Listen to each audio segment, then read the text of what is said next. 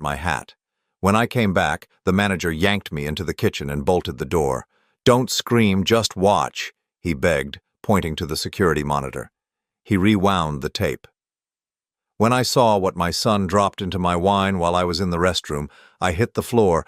"I'm glad to have you here. Follow my story until the end and comment the city you're watching from so I can see how far my story has reached." I never thought a forgotten hat would save my life. But on that Tuesday evening in October, when I walked back into Beaumont Bistro to retrieve it, I discovered something that shattered everything I believed about my son. My name is Sidney Hammond, and at 63 years old, I thought I knew who I could trust. After losing my husband Robert 2 years ago, Charles had become my anchor, my only family, or so I believed. The evenings started like so many others had over the past few months. Charles called around 3 o'clock, his voice carrying that careful tone he'd been using lately, the one that made me feel like I was made of glass. "Mom, how about dinner tonight? That place you like, Beaumont Bistro?" I hesitated. We'd been there 4 times in the past 2 months, which seemed excessive for Charles, who usually preferred chain restaurants. But I was lonely and my son's attention felt precious these days. "That sounds lovely, sweetheart. 7 o'clock? Perfect. And Mom, maybe we could share a bottle of wine. You've seemed so tense lately." I frowned, touching the pearl necklace Robert had given me for our 20th anniversary. Tense? I hadn't felt tense until Charles started pointing it out. "I don't usually drink wine, you know that." "Come on, Mom, 1 glass won't hurt. You deserve to relax." There it was again, that insistent tone wrapped in concern. I found myself agreeing, though something in my chest tightened. Beaumont Bistro sat on Maple Street like a warm jewel against the October evening. The amber lights spilled through tall windows, and the familiar scent of garlic and rosemary greeted me as I stepped inside. Charles was already there, seated at table 12 near the kitchen entrance. His fingers drummed against the mahogany surface, and he kept glancing at his watch. "You're early," I said, settling into the chair across from him. The soft jazz playing overhead couldn't quite mask the tension radiating from my son. Traffic was light. He signaled the waiter immediately, which wasn't like Charles. He usually took forever to decide what to order. "Let's get that wine, shall we? The Pinot Grigio you liked last time." I didn't remember liking any Pinot Grigio, but I nodded anyway.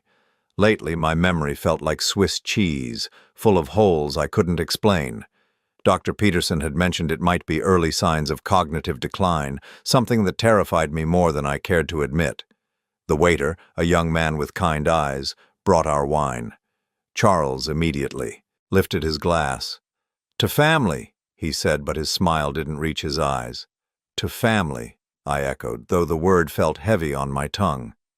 As we talked, I noticed Charles kept checking his phone, typing quick messages. When I asked about Maggie, his wife, he waved dismissively. "She's at her book club. You know how she is about her social commitments." But Maggie had never mentioned a book club to me. In fact, she rarely mentioned anything to me at all. Our relationship had always been politely distant, but lately it felt actively cold. "Charles, is everything all right? You seem distracted." He looked up sharply. "Everything's fine, Mom. Why would you ask that?" "You keep looking at your watch and your phone." His jaw tightened almost imperceptibly. "I'm just making sure we don't stay out too late. You know how confused you get when your routine is disrupted." Confused. There was that word again. When had I become the confused one? When had my own son started speaking to me like I was a child? "I don't feel confused," I said quietly. "Of course you don't. That's the nature of these things." His voice carried a patience that felt practiced, rehearsed. "Dr. Peterson explained it to me. The early stages are subtle." The early stages of what? Dr. Peterson had mentioned some concerns, but nothing definitive, nothing that warranted the way Charles had been treating me like I was losing my mind. Halfway through dinner, I excused myself to visit the restroom. My reflection in the mirror showed a woman who looked older than her 63 years, tired in a way that went deeper than physical exhaustion. The overhead lighting was harsh, highlighting lines I didn't remember having 6 months ago. When I returned to our table, Charles was sliding his phone into his pocket, and there was something different about his expression. Satisfied, maybe, or relieved. "Everything okay?" I asked. "Perfect." He lifted his wine glass again. "Drink up, Mom. You've barely touched yours." I looked down at my glass. Had I forgotten drinking half of it? The wine tasted slightly bitter, different from how I remembered Pinot Grigio tasting, but then again my taste buds weren't what they used to be. As the evening progressed, I felt increasingly drowsy. Not drunk exactly, but foggy, in a way that reminded me of the medication I'd taken after Robert's funeral. My thoughts felt wrapped in cotton, and I had to concentrate harder than usual to follow our conversation. "You should really consider updating your will, Mom," Charles said as he paid the check. "Things have changed since Dad died. You want to make sure everything is in order." "My will is fine," I managed, though speaking felt like swimming through molasses. "Is it, though? When's the last time you reviewed it? Can you even remember?" I couldn't remember, but then again, I couldn't remember much of anything lately. The doctors said stress could cause memory issues, and losing Robert had certainly been stressful. Charles helped me to my feet, his hand firm on my elbow. "Careful, Mom, you seem unsteady." I was unsteady, though I couldn't understand why. I'd only had one glass of wine, and I'd eaten a full dinner. Outside, the October air was crisp and clear, cutting through the fog in my head slightly. Charles walked me to my car, watching as I fumbled with my keys. "Maybe I should drive you home," he said, but there was something calculating in his offer. "I'm fine." The words came out more forcefully than I intended. "It's only 6 blocks." He hesitated, then nodded. "Call me when you get home." "Promise?" I promised, though part of me wondered when my son had become so controlling. Or maybe I was just noticing it for the first time. The drive home was uneventful, but by the time I reached my house on Elmwood Drive, the drowsiness was overwhelming. I barely managed to change into my nightgown before collapsing into bed, sleeping more deeply than I had in months. I woke the next morning feeling like I'd been drugged, my mouth dry and my head pounding. It wasn't until I was making my morning tea that I realized I'd forgotten my hat at the restaurant. The hat was nothing special, just a simple navy cloche that matched my outfit. But it had been Robert's favorite, and the thought of losing it made my chest tight with grief. I decided to drive back to Beaumont Bistro to retrieve it. The lunch crowd was just beginning to arrive when I pushed through the restaurant's heavy doors. The hostess, a young woman with bright red lipstick, smiled politely. "I was here last night for dinner," I explained. "I think I left my hat." "Of course. Let me check the lost and found." While she searched, I wandered toward table 12, where Charles and I had sat. Something about the evening felt wrong, though I couldn't pinpoint exactly what. The drowsiness, Charles's strange behavior, the way he'd kept checking his phone. "Ma'am?" The hostess returned with my hat, but her expression was troubled. "Actually, could you wait just a moment? I think the manager wants to speak with you." Before I could ask why, a stocky man in his 50s emerged from the kitchen area. His name tag read Tony, and his face was grave. "Mrs. Hammond, I'm Tony Reeves, the manager here. Could I speak with you privately?" My heart began to race. "Is something wrong?" He glanced around the dining room, then gestured toward the kitchen. "Please, ma'am, it's important." I followed him through the swinging doors, past busy prep cooks and steaming pots. He led me to a small office off the main kitchen, closing the door behind us. A security monitor sat on his desk, its screen divided into multiple camera feeds. "Mrs. Hammond, I need to show you something, but I want you to know this is very difficult to watch." "What are you talking about?" Tony's hands were shaking slightly as he rewound the security footage. "Last night, around 8:30, your table was in direct view of camera 3. The screen showed table 12 in grainy black and white. I could see myself and Charles, the wine glasses, the familiar scene from the night before. Tony fast-forwarded through several minutes of normal dinner conversation. "Watch carefully now," he said, his voice barely above a whisper. "This is when you went to the restroom." On screen, I watched myself stand and walk away from the table. Charles immediately pulled out his phone, typed something quickly, then looked around to make sure no one was watching. What happened next made my blood turn to ice. Charles reached into his jacket pocket and pulled out a small vial. With practiced efficiency, he emptied its contents into my wine glass, swirling it gently to mix whatever it was with the remaining wine. Then he sat back, sliding the vial back into his pocket, and checked his watch again. I felt the world tilt sideways. My own son, my only child, had drugged me. "Mrs. Hammond?" Tony's voice seemed to come from very far away. "Ma'am, are you all right?"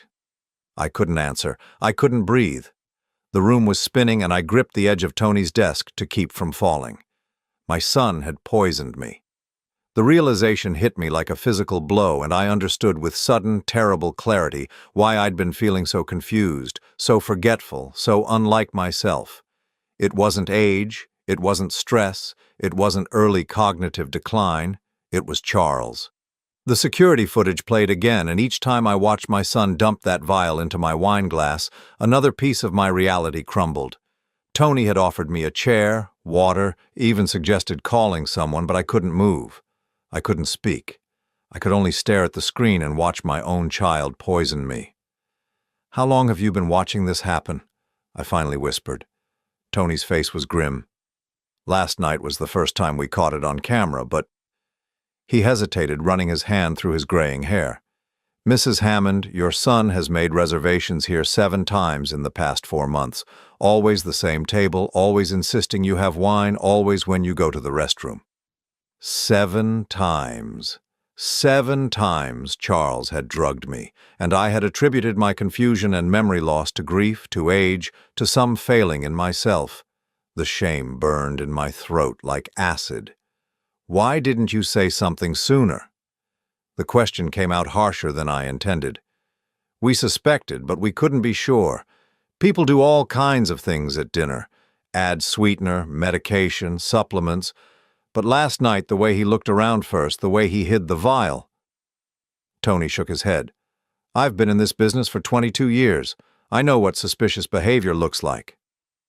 I thought back to all those dinners, all those evenings when Charles had been unusually attentive, insisting we go out, encouraging me to relax and have a drink. The pattern was so clear now, so obvious, I felt sick with my own blindness. "What kind of drug?" My voice sounded strange to my own ears, distant and hollow. "I'm not sure, ma'am. But based on how you looked when you left last night, something to make you drowsy and confused. Maybe something to affect your memory." Memory. The word hit me like a slap.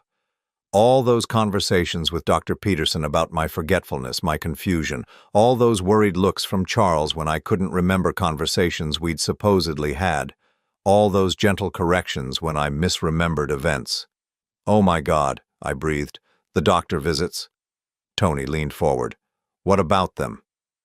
"I've been seeing Dr. Peterson about memory issues. He's been concerned about early signs of cognitive decline."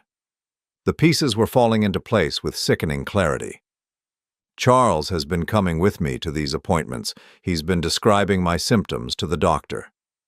The symptoms Charles himself was causing. Tony's expression darkened. "Ma'am, I think you need to call the police." "No." The word came out faster than I'd intended. "Not yet. I need to understand what's happening first. Why would he do this to me?" But even as I asked the question, possibilities were forming in my mind. Money, control, my house, my savings, the life insurance policy from Robert that I hadn't touched. Charles had been asking about my finances more frequently lately, suggesting I might need help managing my affairs. "Can you make copies of that footage?" I asked. Tony nodded. "Already done. I burned it to a disk the moment I saw what happened." He handed me a small envelope. "Mrs. Hammond, whatever your son is planning, this is evidence of a serious crime." I tucked the envelope into my purse with trembling hands. "Thank you. And Tony? Please don't mention this to anyone yet. If Charles finds out, I know." I didn't finish the sentence because I couldn't bear to voice what I was thinking. If my son was willing to drug me repeatedly, what else was he capable of? The drive home passed in a blur. My quiet neighborhood on Elmwood Drive looked exactly the same as it had that morning, but everything felt different. The Victorian house Robert and I had shared for 32 years no longer felt like a sanctuary. It felt like a trap. Inside, I made a cup of tea with shaking hands, trying to process what I'd learned. The kitchen smelled like the lavender sachets I kept in the drawers, the same comforting scent that had always meant home. Now it just reminded me how alone I was. I sat at my kitchen table, the same table where I'd fed Charles breakfast every morning for 18 years, where I'd helped him with homework, where we'd planned his wedding to Maggie. The irony was crushing. My phone rang, Charles's name lighting up the screen.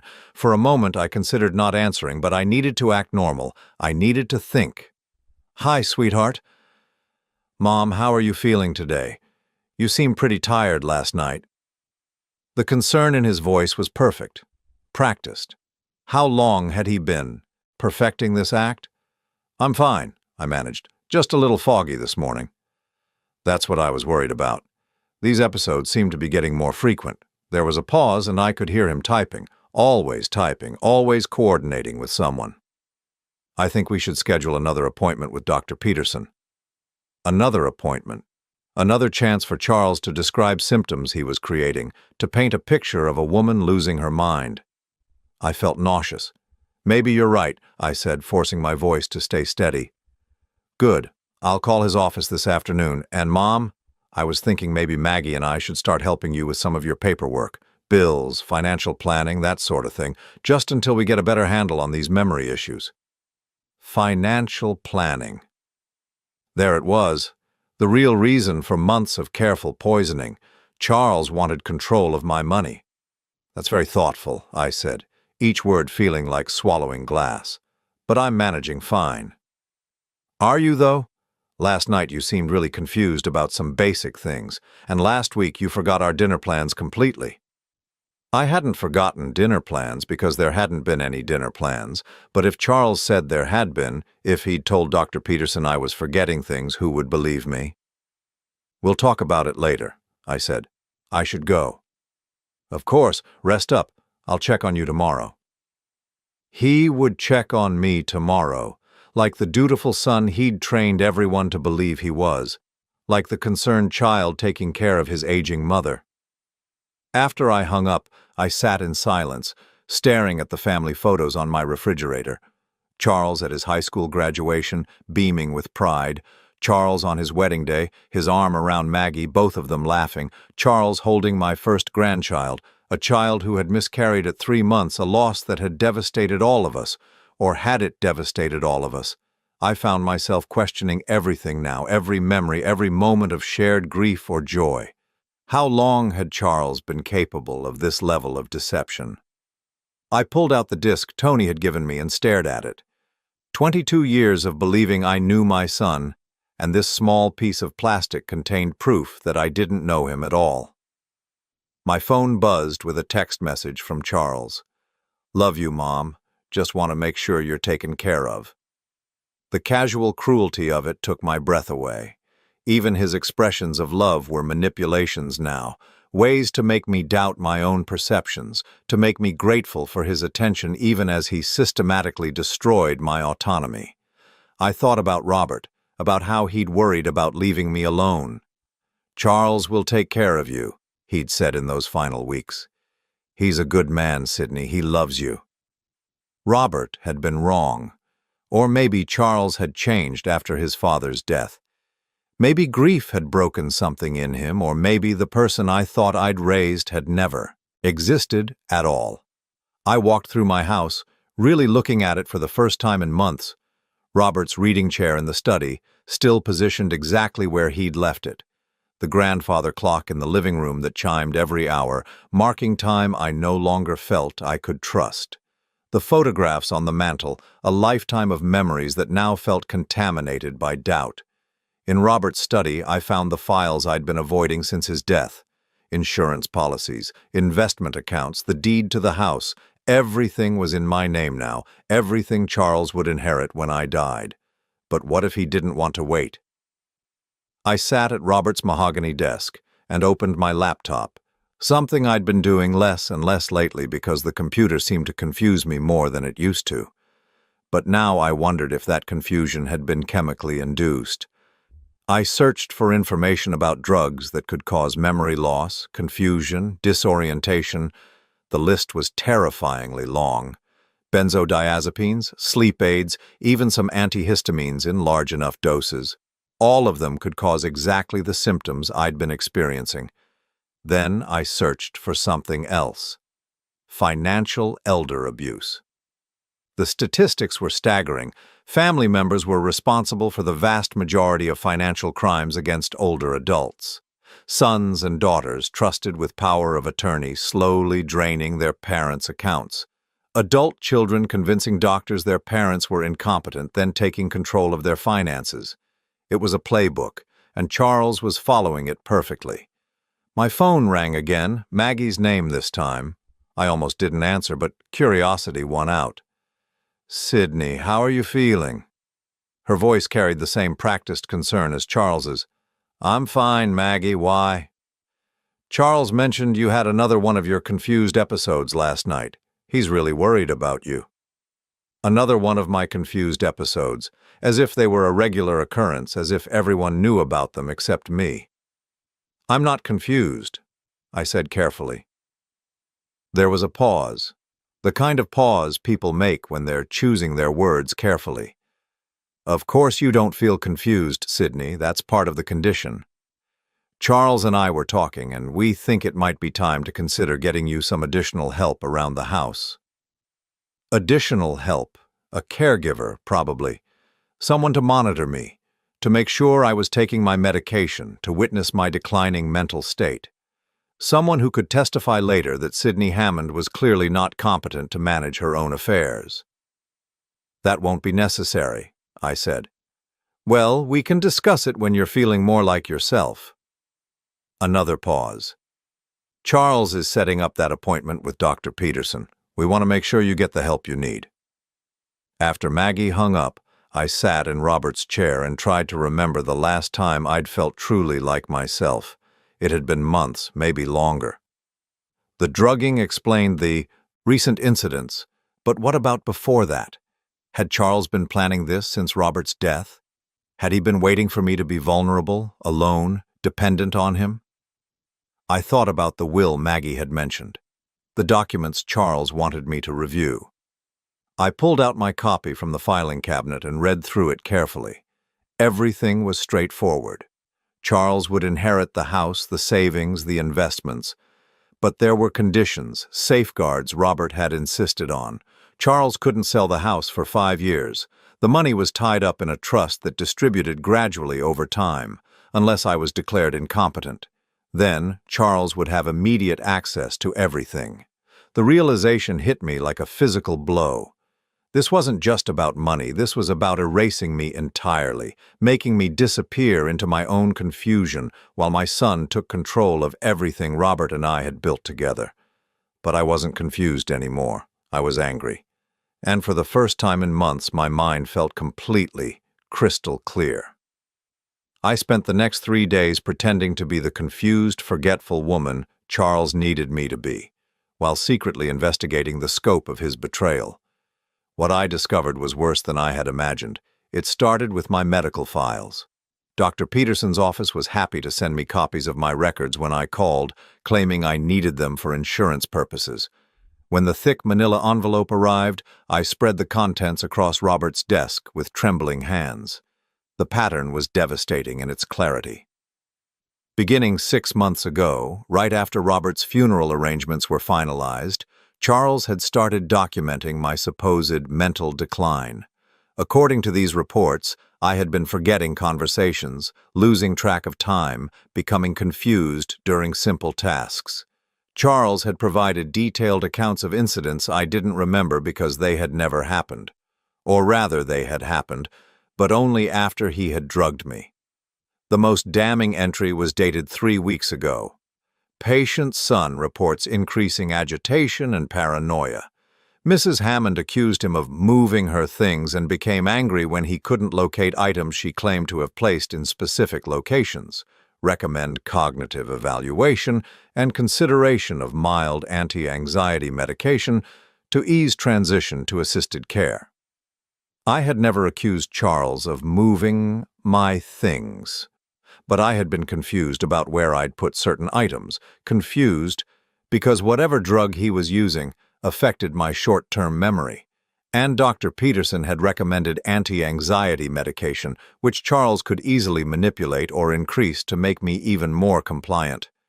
My hands shook as I reached for the phone to call Dr. Peterson's office directly.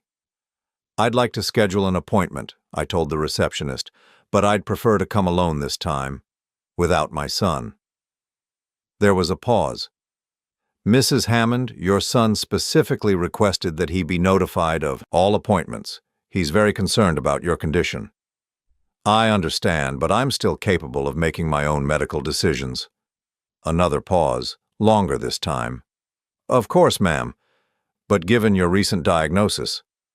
"What diagnosis?" The silence stretched uncomfortably. "Mrs. Hammond, perhaps you should discuss this with your son or Dr. Peterson directly." I hung up, my heart racing. What diagnosis? What had Charles told them that I didn't know about? I called back and asked to speak to Dr. Peterson immediately. When he came on the line, his voice carried the careful, patient tone people use with confused elderly patients. "Sydney, how are you feeling today?" "I'm feeling like I need to understand what diagnosis you've given me." A long pause. "Sydney, we discussed this last week. You have early-stage dementia, possibly Alzheimer's. We talked about treatment options and care planning." The room spun around me. "I was never given that diagnosis." "You were there, Sydney. Charles was with you. We talked for over an hour about your options." But I hadn't been there. Last week I'd been home and Charles had said he was meeting with a client. He'd visited Dr. Peterson without me, impersonated a family meeting, and received a diagnosis for a condition I didn't have. "I'd like to come in for an independent evaluation," I said carefully. "Alone." "Sydney, that's not advisable in your condition. Charles has power of attorney for medical decisions. Any new evaluations would need to go through him." Power of attorney. Charles had power of attorney for my medical decisions, and I had no memory of signing such a document. But given how many times he drugged me over the past months, given how many gaps I had in my memory, I might have signed anything. After I hung up, I searched my filing cabinet frantically until I found the folder labeled Legal Documents. Inside was a medical power of attorney form, dated 2 months ago, with my signature at the bottom. My signature, but I had no memory whatsoever of signing it. I compared it to other documents I'd signed recently. The handwriting looked like mine, but there was something slightly off about the letter formation, as if I'd been struggling to write clearly, as if I'd been under the influence of something that affected my motor control. Charles had drugged me to get my signature on a legal document that gave him control over my medical care. The implications hit me like an avalanche. With medical power of attorney and a dementia diagnosis, Charles could make decisions about my care, my living situation, my treatment. He could have me committed to a memory care facility anytime he chose. And with my supposed condition deteriorating, no one would question his authority. I was trapped in a web of legal documents and medical records that painted me as incompetent, all based on symptoms Charles had artificially created. But I wasn't going to let him win. I drove to the public library, something I hadn't done in months. Charles had been discouraging me from driving, claiming I was becoming unsafe behind the wheel. But my mind was clearer now than it had been in months, and I navigated the familiar streets without any difficulty. At the library, I used one of the public computers to research my legal options. What I found was sobering. Challenging a medical power of attorney required proving that the person who signed it was mentally incompetent at the time of signing, or that they were coerced. But with Dr. Peterson's diagnosis supporting Charles's claims, and with months of documented incidents, I would have an uphill battle. Unless I could prove the incidents were artificially created, I needed evidence beyond Tony's security footage. I needed to document the pattern of drugging, the false medical reports, the forged legal documents, and I needed to do it without Charles knowing I was onto him. When I returned home, there was a message on my answering machine from Maggie. Sydney, Charles wanted me to call and remind you about your appointment with Dr. Peterson tomorrow at 2 o'clock. He'll pick you up at 1:30. Also, we've arranged for someone from Golden Years Home Care to stop by Thursday afternoon to assess your needs. Don't worry, it's just a consultation. Golden Years Home Care. I looked them up online and found they specialized in memory care and assisted living placement. Charles was moving fast now, accelerating his timeline. The consultation would undoubtedly conclude that I needed immediate assistance, possibly residential care. I had less time than I'd thought. That evening, Charles called to check on me, his voice carrying its usual blend of concern and condescension.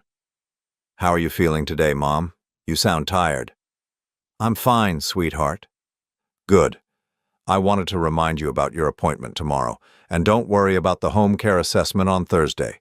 It's just to see what kind of support you might need to stay in your own house." The lie slipped so easily from his lips. Charles had no intention of letting me stay in my house. He wanted me declared incompetent so he could access my assets immediately, and he needed me in a controlled environment where my protests could be dismissed as confusion or paranoia.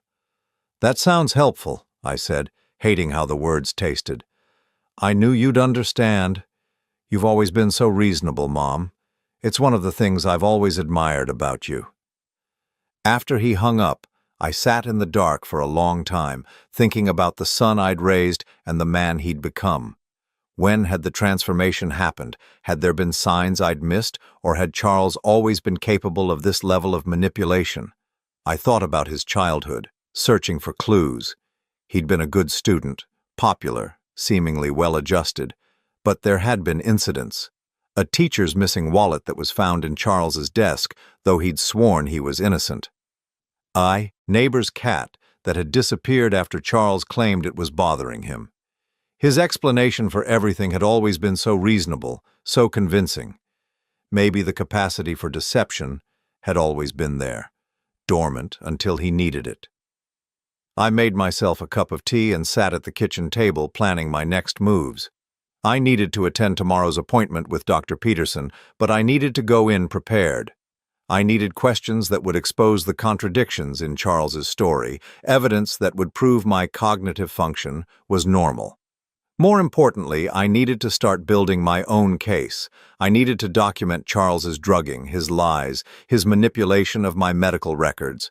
I needed to prove that Sydney Hammond was not a confused old woman losing her mind, but a victim of systematic abuse by her own son. The irony wasn't lost on me. To save myself from being declared mentally incompetent, I would have to prove that my only child was a criminal who had been slowly poisoning me for months. But as I sat there in the quiet of my kitchen, surrounded by the familiar scents of lavender and lemon, I felt something I hadn't experienced in months. Determination. Charles had underestimated me. He'd seen a grieving widow and assumed she would be easy to manipulate. He'd counted on my love for him to blind me to his betrayal. He was about to learn that Sydney Hammond was stronger than he'd imagined. The next morning, I prepared for my appointment with Dr. Peterson like I was preparing for battle. I dressed carefully in my navy suit, the one that made me look competent and professional. I practiced speaking clearly and confidently, ready to challenge any suggestion that I was confused or forgetful. Most importantly, I brought a small digital recorder, hidden in my purse. Whatever happened in that appointment, whatever lies Charles told or false diagnoses Dr. Peterson offered, I would have evidence. Charles arrived precisely at 1:30, his smile warm and concerned. "Ready to go, Mom?" "I'm ready," I said, and for the first time in months I meant it. In the car, Charles chatted casually about the weather, his work, Maggie's latest projects. To anyone observing, we looked like a loving son taking his mother to a medical appointment. But I was studying him now with new eyes, watching for tells, for signs of the deception I knew was coming. "I should mention," he said as we pulled into Dr. Peterson's parking lot, The doctor might ask some questions that seem repetitive. He's just checking your cognitive function, making sure we're tracking your condition properly. Tracking my condition, as if my mental decline was an established fact rather than something he was actively creating. I understand, I said, my hand closing around the recorder in my purse. What Charles didn't understand was that I would be tracking something too. Every lie he told, every manipulation he attempted, every piece of evidence I needed to expose him. The war for my freedom was about to begin, and I was no longer fighting blind. Dr. Peterson's office smelled like disinfectant and false hope. I sat in the familiar waiting room, my hand resting on the concealed recorder in my purse, while Charles flipped through a magazine beside me. To any observer, we were simply a devoted son accompanying his aging mother to a medical appointment, but I knew better now. Mrs. Hammond, the nurse called my name with the gentle tone reserved for fragile patients. I stood, steady and determined, while Charles immediately rose to join me. "Actually," I said, surprising myself with my firmness, "I'd like to speak with Dr. Peterson alone first." Charles's eyes flickered, just for a moment before his concerned expression returned. "Mom, we discussed this. The doctor wants me there to help explain your symptoms." "I can explain my own symptoms, Charles." Dr. Peterson appeared in the doorway, a thin man in his 60s with kind eyes that I'd once trusted completely. "Why don't we all go in together? Charles has been so helpful in tracking your condition." The way he said condition made my skin crawl, as if my mental state was already decided, already documented, already beyond my control. In his office, I settled into the chair across from Dr. Peterson's desk, hyper-aware of every word I was about to hear. Charles took the chair next to me, his hand resting protectively on my shoulder in a gesture that would have seemed loving to anyone who didn't know the truth. I quietly activated the recorder. "Sydney, how have you been feeling since our last visit?" Dr. Peterson asked, consulting his notes. "I feel fine, clear-headed, alert." I spoke carefully, enunciating each word. "In fact, I don't remember our last visit. When exactly was it?" Charles squeezed my shoulder. "Mom, we were here last Tuesday. We talked about your diagnosis." "I wasn't here last Tuesday. I was home all day working in my garden." Dr. Peterson's expression grew concerned. "Sydney, you were definitely here. We had a lengthy discussion about your test results and treatment options." "What test results? I haven't taken any cognitive tests." The doctor and Charles exchanged a look that made my blood boil. The look said, "See? This is exactly what we're dealing with." "Mom," Charles said gently, "you took the mini mental state exam. You scored 18 out of 30. Dr. Peterson explained that anything below 24 indicates cognitive impairment." I stared at him. "I never took any test." "You did," Dr. Peterson said softly. "Charles, perhaps you could step out for a moment. Let me speak with your mother privately." Charles hesitated. "Are you sure that's wise? She's been having more episodes lately." "What episodes?" I demanded. "Just this morning you couldn't remember where you put your car keys. Yesterday you called me 3 times asking the same question about your medication." None of this was true. My car keys had been exactly where I always kept them. I hadn't called Charles at all yesterday, let alone 3 times, but if this was what he'd told Dr. Peterson, if this was the pattern he'd been establishing for months, "I'll be fine," Dr. Peterson assured Charles. "Just a few minutes." After Charles reluctantly left, the doctor leaned forward, his expression sympathetic. "Sydney, I know this is difficult. Memory loss can be frightening and confusing, but Charles has been documenting concerning changes in your behavior for months now. What if I told you that Charles has been drugging me?" Dr. Peterson blinked. "Drugging you?"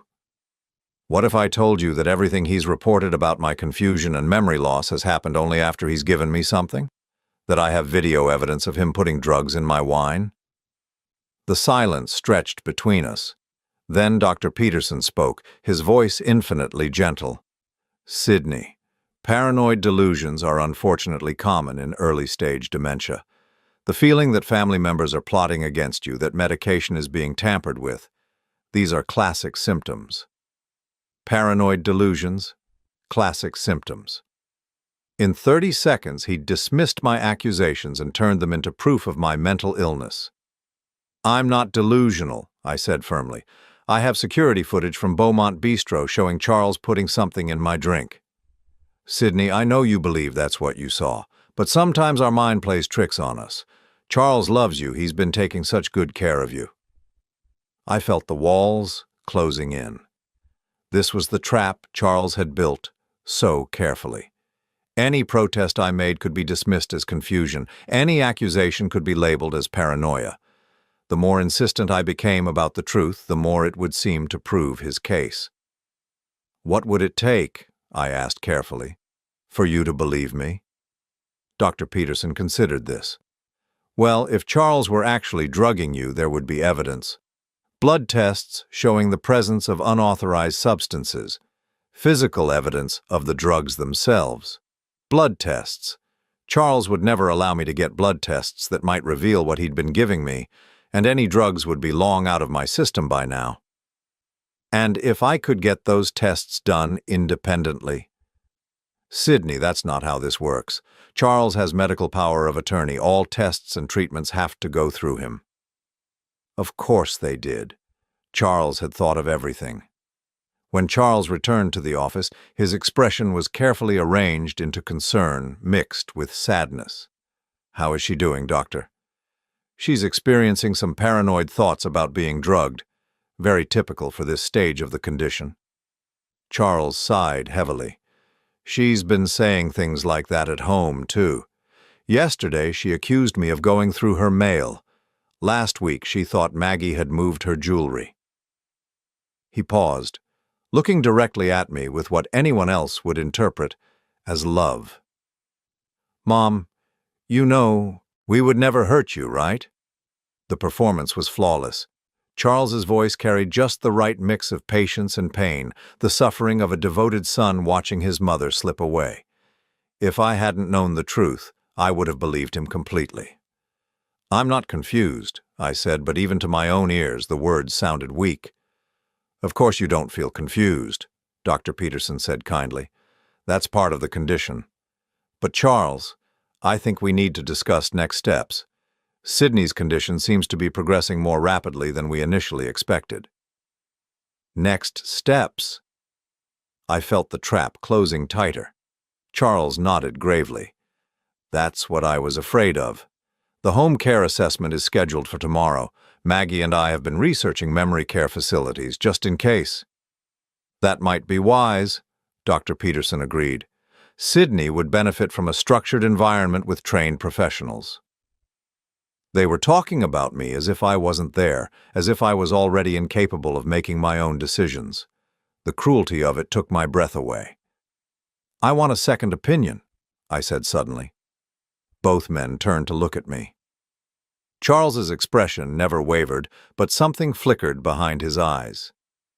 "Of course," Dr. Peterson said, "but any referral would need to go through Charles, and the new doctor would need access to all your current medical records and test results. The records that Charles had helped create. The test results from tests I'd never taken. The second opinion would be based on lies, and would undoubtedly reach the same conclusion." "I understand," I said quietly, though what I understood was that I was completely trapped in a system that Charles had manipulated to serve his purposes. In the car afterward, Charles was unusually quiet. Finally, as we pulled into my driveway, he spoke. "Mom, I know this is scary, but Dr. Peterson and I only want what's best for you." I looked at my house, the home I'd shared with Robert for over 30 years, the place where I'd planned to live out the rest of my days. Charles was going to take it away from me, along with my freedom, my autonomy, and my dignity. "I know you do, sweetheart," I said, and the lie tasted like ash in my mouth. That evening after Charles left, I sat in Robert's study and listened to the recording I'd made. Hearing it played back was even more devastating than living through it. The way Dr. Peterson had dismissed my accusations, the way Charles had smoothly provided explanations for incidents that had never happened, the way they'd discussed my future as if I was already gone. But the recording also gave me something valuable. Evidence of how the conspiracy worked, how Charles was manipulating the medical system to support his narrative. If I could get an independent evaluation, if I could find a doctor who wasn't influenced by Charles's version of events, I researched lawyers who specialized in elder abuse, memorizing names and contact information. Couldn't call from my home phone. Charles might have access to those records, but I could use a payphone or the phone at the library. Tomorrow the home care assessor would come, and they would undoubtedly conclude that I needed immediate supervision. Then Charles would move quickly to have me placed in a facility where my protests could be dismissed as the ramblings of a confused old woman. I had perhaps 48 hours to expose the truth before I lost everything. As I sat there in the gathering darkness, I thought about the Charles I'd raised, the little boy who'd once brought me dandelions and called them flowers. When had that child become someone capable of this level of cruelty? Or had I been blind to his true nature all along, seeing only what I wanted to see? It didn't matter now. What mattered was that I finally understood the game he was playing, and I was going to find a way to beat him at it. The next morning, I woke with a clarity I hadn't felt in months.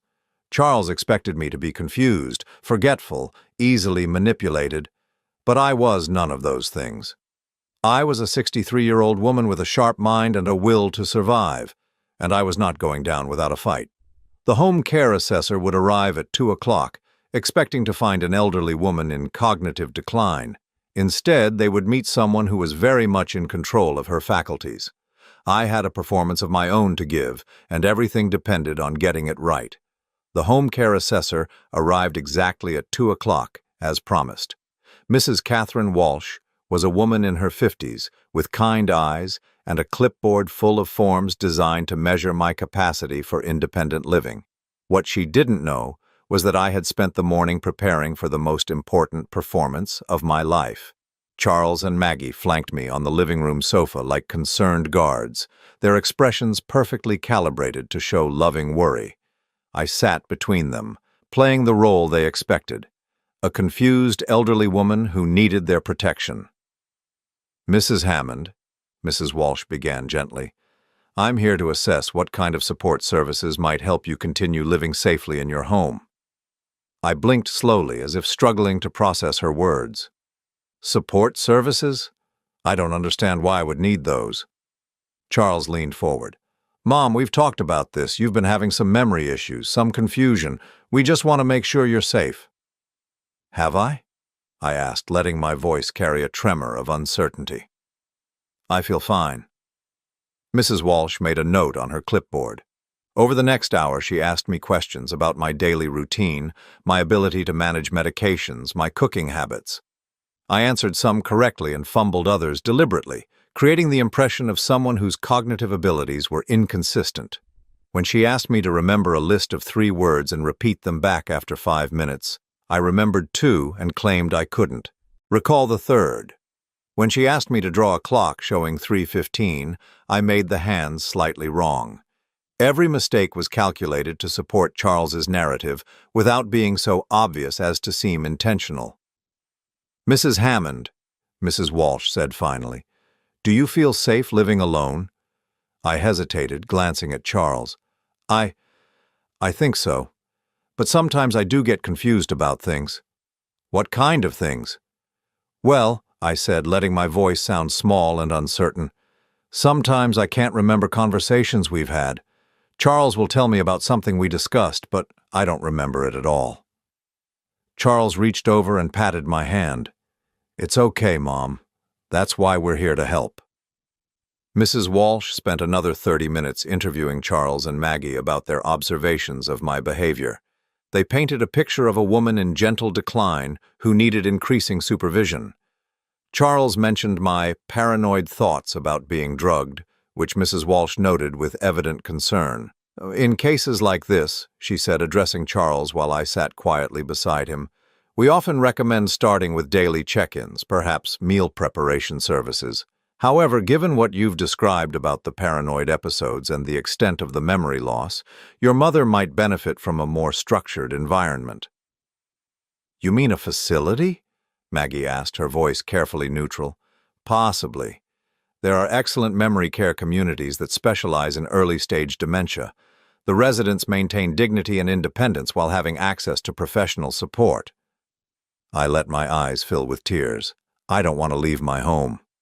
Of course you don't, Mrs. Walsh said kindly. But sometimes what feels scary at first turns out to be the best thing for our safety and well-being. After she left, promising to send her recommendations within 48 hours, Charles and Maggie lingered in my living room. I could feel their satisfaction, their sense that everything was proceeding according to plan. That went well, Charles said, though he was looking at me carefully as if trying to read my thoughts. Did it? I'm still confused about why I need help. Maggie exchanged a look with Charles. Sydney, you heard what the assessor said. You're having memory problems and they're getting worse. We're worried about your safety. I nodded slowly, as if trying to process this information. I suppose if you think it's best. We do, Charles said firmly. In fact, I think we should have a family dinner this Sunday, just the three of us. We can talk about your options, make some decisions together. A family dinner. Where Charles would feel comfortable speaking freely, where he might reveal more about his plans, where I could finally get the evidence I needed. That sounds nice, I said. Should I cook? No, Mom. Let me handle everything. You just rest. After they left, I sat in my living room for a long time, thinking about what had just happened. The assessment had gone exactly as Charles had planned. Mrs. Walsh would recommend increased supervision, possibly residential care. Charles would use her report to accelerate his timeline for having me declared incompetent. But I had learned something valuable from the experience. I could play their game. I could be the confused, vulnerable woman they needed me to be, while secretly documenting everything they said and did. The family dinner would be my opportunity to get Charles to reveal the full scope of his plan. But I needed to be careful. If he suspected I was onto him, if he realized I was recording our conversations or gathering evidence, he could move quickly to have me committed before I could expose the truth. Sunday arrived gray and cold, matching my mood as I prepared for what I knew would be my last dinner with Charles and Maggie. I dressed carefully in a simple sweater and skirt, the kind of outfit a confused elderly woman might choose. I hid the digital recorder in my cardigan pocket, making sure it was easily accessible. Charles arrived at 5 o'clock with grocery bags full of ingredients for what had once been my favorite meal, pot roast with vegetables. The irony wasn't lost on me that he was cooking the comfort food of my childhood for the dinner where he planned to discuss taking away everything I had left. "How are you feeling today, Mom?" he asked as he unpacked the groceries in my kitchen. "A little tired," I said, settling into a chair at the kitchen table. "Sometimes I wonder if I'm getting old." "We all get older, Mom. The important thing is making sure you're taken care of." Maggie arrived 30 minutes later with a bottle of wine. My stomach clenched as I watched her place it on the counter. Would Charles try to drug me again tonight? Did he think I needed to be incapacitated for this conversation? "Should we open this?" Maggie asked, holding up the bottle. "I don't think Mom should have wine," Charles said quickly. "Remember what Dr. Peterson said about alcohol interfering with her medications?" I wasn't taking any medications that would be affected by alcohol, but I nodded obediently. "You're probably right. I'll just have water." As Charles cooked, he kept up a steady stream of conversation about inconsequential things, the weather, his work, Maggie's new hobby of pottery. But I could sense the tension underneath, the weight of what he planned to discuss. During dinner, the conversation gradually shifted to more serious topics. "Mom," Charles said, cutting his pot roast into precise pieces, "Maggie and I have been thinking about what Mrs. Walsh said, about your options." "What did she say again? I'm having trouble remembering." "She recommended increased supervision, possibly a care facility that specializes in memory issues." I looked up from my plate, letting confusion cloud my features. "A care facility? You mean like a nursing home?" "Not a nursing home," Maggie said, quickly. "More like an assisted living community, A place where you'd have your own apartment but with people to help you with daily tasks. But I like my house. Robert and I were so happy here. Charles reached across the table and took my hand. I know, Mom, but Robert wouldn't want you to be unsafe. He'd want you to be somewhere you could get the help you need. What kind of help? Help remembering to take your medications, help with cooking and cleaning, help when you get confused or scared. I let tears gather in my eyes. Do I get confused and scared? Sometimes, Charles said gently, like when you thought someone was drugging your wine at the restaurant, or when you accused me of going through your mail. I had never accused him of going through my mail, but I nodded as if I remembered. The thing is, Mom, Charles continued, these episodes are happening more frequently. Dr. Peterson thinks your condition is progressing faster than we initially expected. What condition? Your dementia, Mom. We've talked about this. I stared at him blankly. I have dementia? Charles and Maggie exchanged a look. Yes, Mom. Early-stage Alzheimer's disease. That's why you've been having memory problems. But I feel fine. People with dementia often feel fine, Maggie explained. That's part of the disease. It affects your ability to recognize your own symptoms. This was the opening I'd been waiting for. I activated the recorder in my pocket. I don't understand, I said, making my voice small and frightened. If I have dementia, what's going to happen to me? Charles squeezed my hand. We're going to take care of you, Mom. That's what families do. But how? I mean, what about my house, my money, all the things Robert and I saved? Don't worry about any of that, Charles said smoothly. I'll handle all the financial stuff. That's why you gave me power of attorney, remember? Did I? Yes, Mom. A few months ago, you signed the papers because you were worried about making mistakes with your bills and investments. I hadn't signed any papers willingly, but I nodded as if trying to remember. So you'll take care of everything? Everything, Charles confirmed. Your house, your savings, your investments, I'll make sure it's all managed properly. What about when I die? Will you inherit everything? Charles hesitated for just a moment. Mom, let's not talk about that right now. But I want to know. Robert always said the house should stay in the family. It will stay in the family, Maggie said. Charles's family. But what if Charles dies before me? What happens then? Another hesitation. Well, then Maggie would inherit everything. But Mom, that's not going to happen. We're going to take care of you for many years to come. I nodded, filing away this information. If I died or was declared permanently incompetent, Charles would inherit everything immediately. If Charles died first, Maggie would get everything. They had planned for all contingencies. There's something else we need to discuss, Charles said, refilling his water glass. The care facility has a waiting list, but there's been a cancellation. They have an opening next week. Next week? I let my voice rise in panic. But I'm not ready. I don't understand what's happening.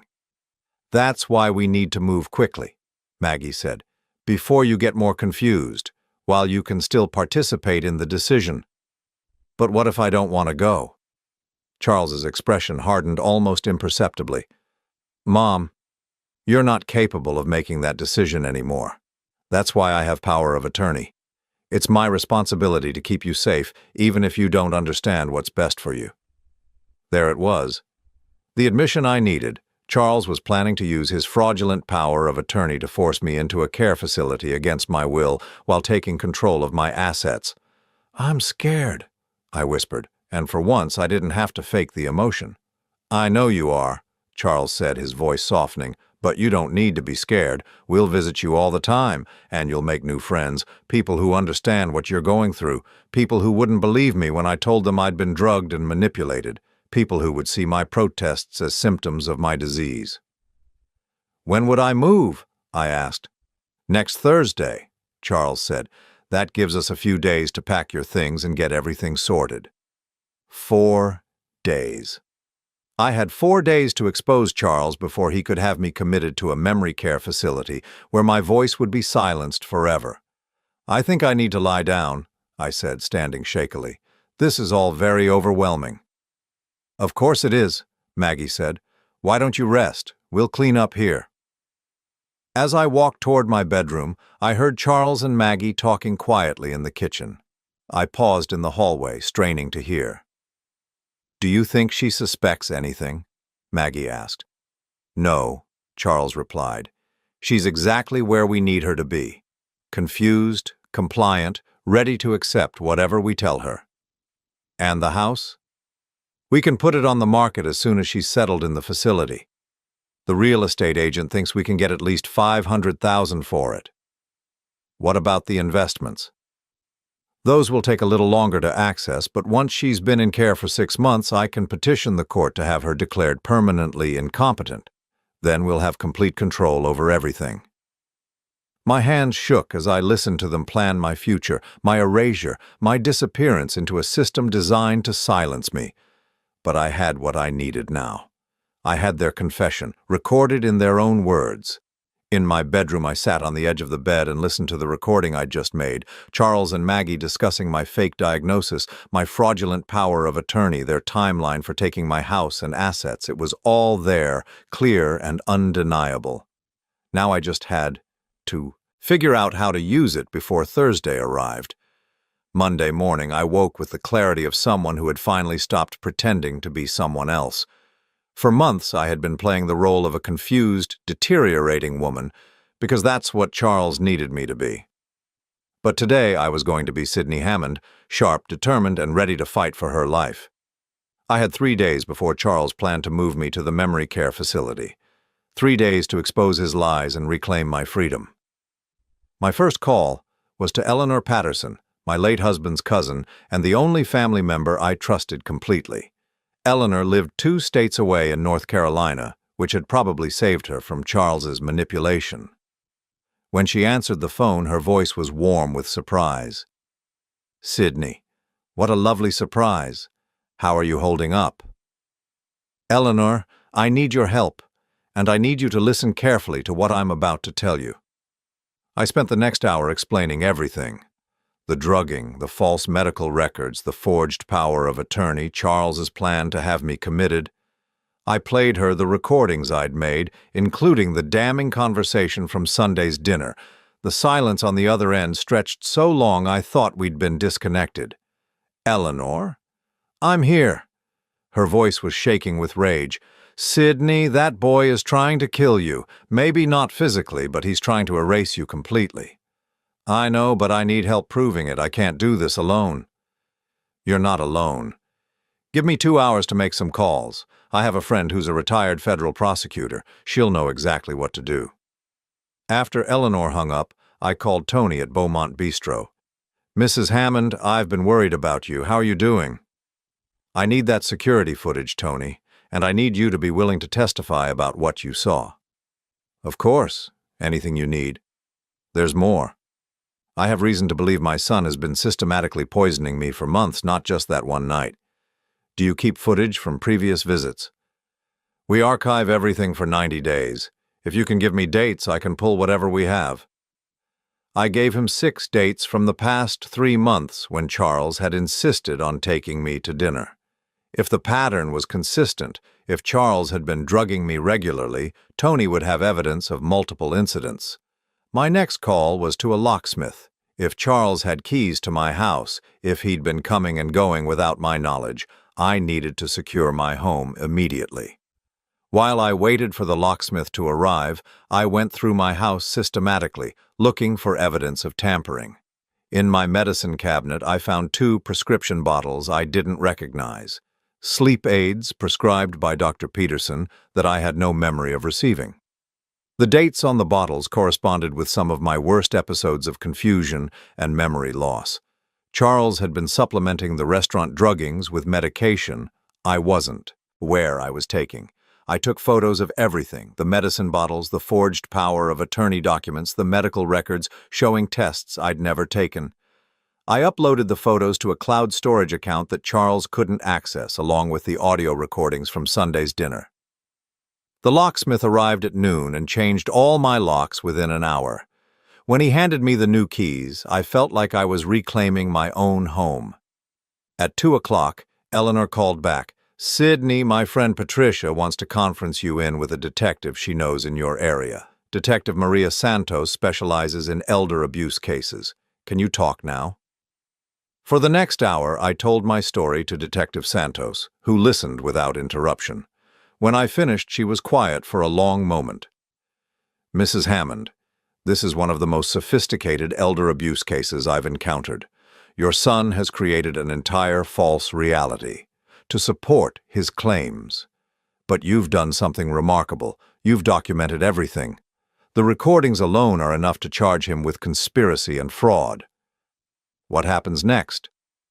We're going to need you to file a formal complaint, and we'll need to get you to a hospital for blood and urine tests to see if any drugs are still in your system.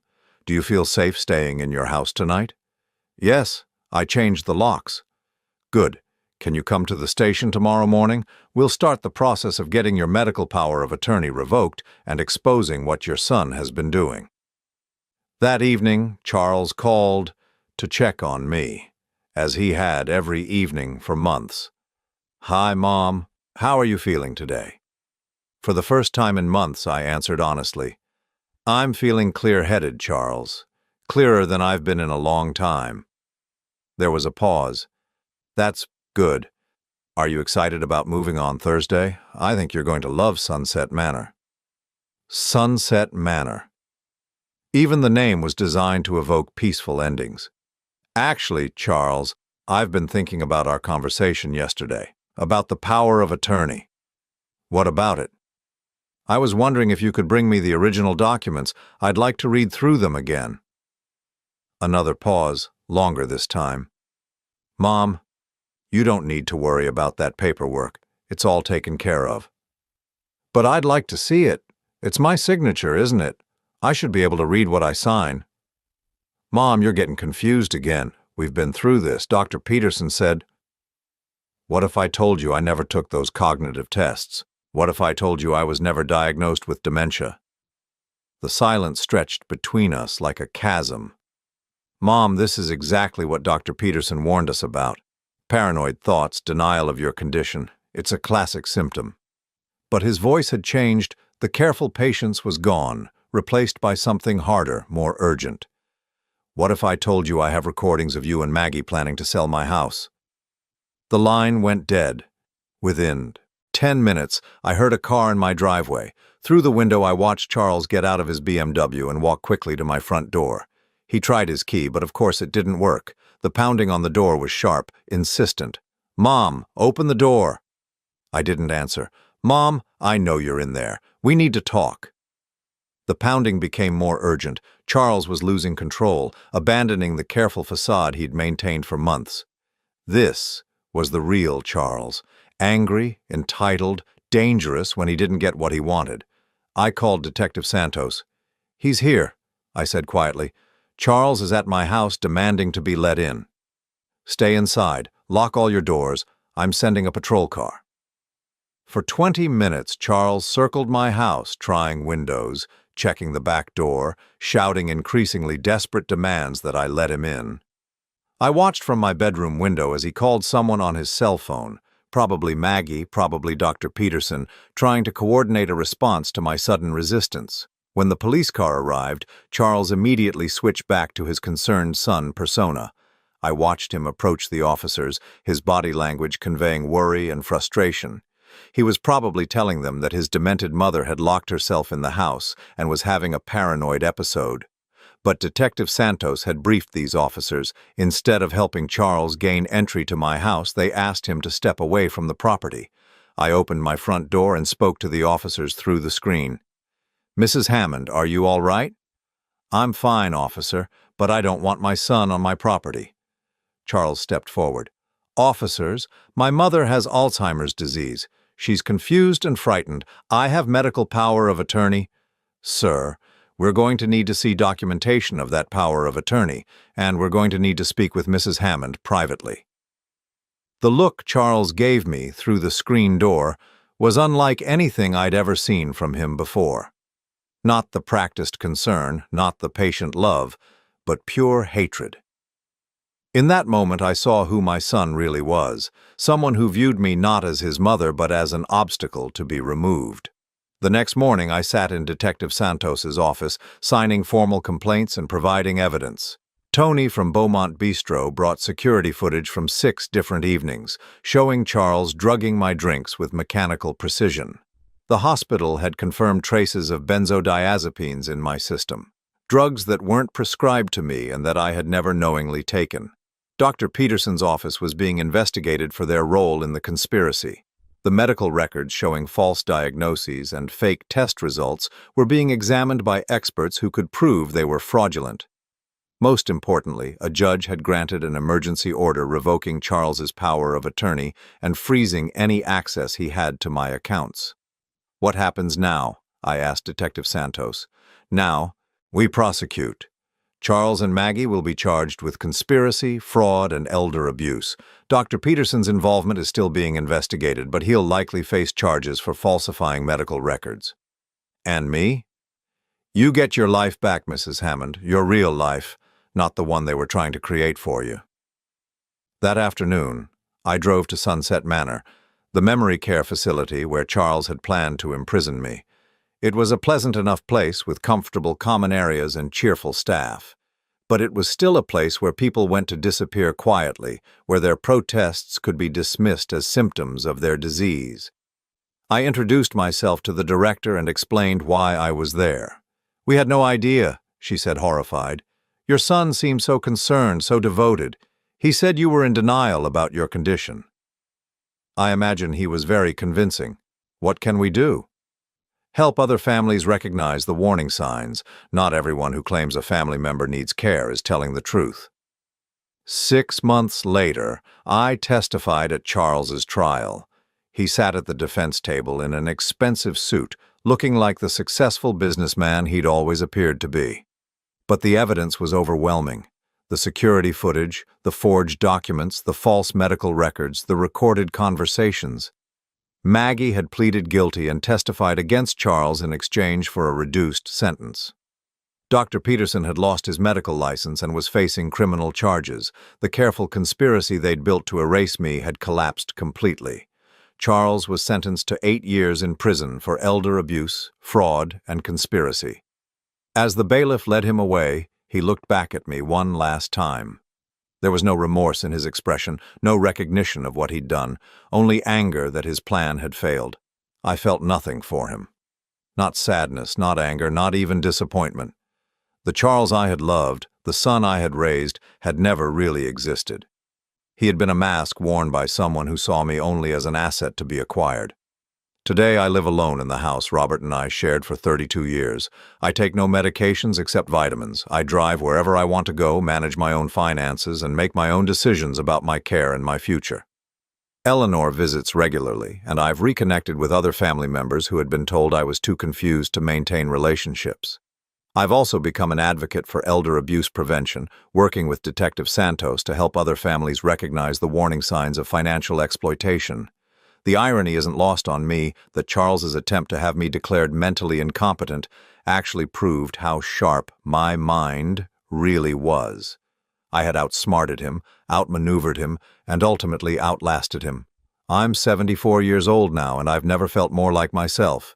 Every morning I wake up in my own bed, in my own house, living my own life on my own terms. I water my garden, read my books, and remember everything clearly. The confusion is gone. The memory lapses have disappeared. The woman Charles tried to erase has been reborn, stronger and more independent than ever. I survived my own son's attempt to destroy me, and in doing so, I discovered something I'd forgotten in the grief after Robert's death. Sidney Hammond is a force to be reckoned with. Charles had underestimated me. He thought a grieving widow would be easy prey, someone he could manipulate and control without resistance. He was wrong, and I am free.